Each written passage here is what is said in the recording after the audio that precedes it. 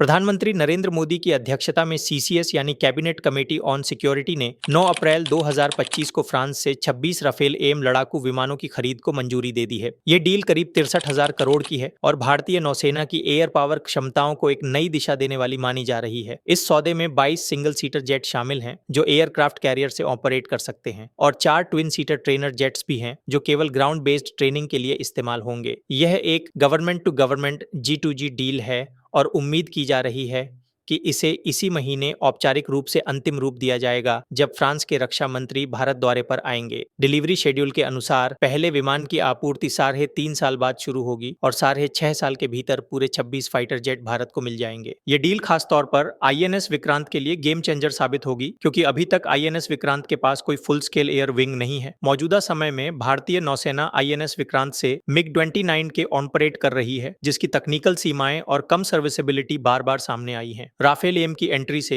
न सिर्फ INS विक्रांत को एक कॉम्बैट प्रूवन और हाईली रिलायबल एयर विंग मिलेगा बल्कि भारतीय नौसेना को पहली बार एक वास्तविक और सस्टेनेबल कैरियर स्ट्राइक कैपेबिलिटी भी प्राप्त होगी। रणनीतिक दृष्टि से देखें तो यह डील भारत के लिए इंडो पैसिफिक क्षेत्र में पावर प्रोजेक्शन की दिशा में एक बड़ा कदम है। चीन के पास 3 एयरक्राफ्ट कैरियर हैं और वह लगातार हिंद महासागर में अपनी मौजूदगी बढ़ा रहा है। ऐसे में रफाल एम भारतीय नौसेना को पूर्वी अफ्रीका से लेकर साउथ चाइना सी तक एक क्रेडिबल प्रेजेंस स्थापित करने में सक्षम बनाएगा। इससे भारतीय नौसेना की डिटरेंस क्षमता भी कई गुना बढ़ेगी। रफाल एम की तकनीकी खूबियों की बात करें तो इसमें ऐसा radar, spectra electronic warfare sweet, meteor जैसी लॉन्ग रेंज BVR मिसाइलें और एस्कैल्प जैसी प्रिसिशन स्ट्राइक क्षमताएं शामिल हैं। इसकी सॉर्टी रेट भी ज्यादा है और रखरखाव की आवश्यकता कम, यानी युद्ध के समय में अधिकतम उपयोग की संभावना। भारत और फ्रांस के बीच रक्षा सहयोग भी अब टैक्टिकल स्तर से बढ़कर स्ट्रेटेजिक स्तर पर जा पहुंचा है। इससे पहले 2016 में भारत ने वायुसेना के लिए 60,000 करोड़ में 36 राफेल खरीदे थे और अब नौसेना के लिए 26 राफेल एम। इसके अलावा 3 और स्कॉर्पियन क्लास पनडुब्बियों की डील भी मंजूरी की प्रतीक्षा में है।